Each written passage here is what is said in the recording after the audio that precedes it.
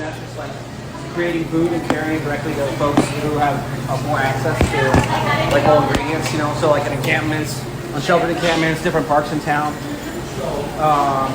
And then we also focus on direct action supplying water and ice to folks around the valley. And then we're also fighting the city in policy and in court, and we're trying to change the how much money the city spends on the cops, which is, you know, like $1 billion, and get some funding for people who need it and who don't have it right now. So kind of all that we're doing. We're picking a big fight with the city. We have been for a couple of years now.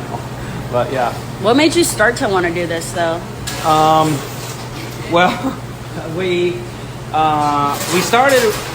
really started from the mutual aid at the rallies for some of the protests and the rallies around the murder of Deion Johnson and George Floyd in 2020.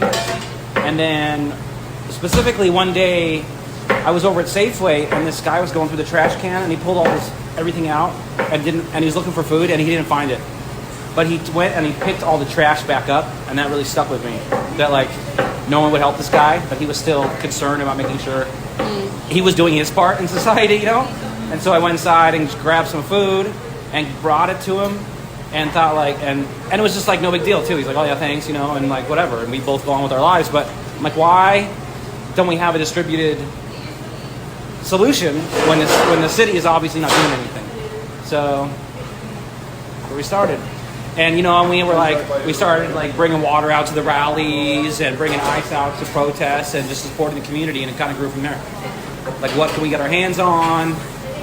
What is important for us to bring forward? And now you see, like, we're focused on like the whole ingredient food and doing the damn thing. Excuse my language. Everybody is. I'm math, by the way.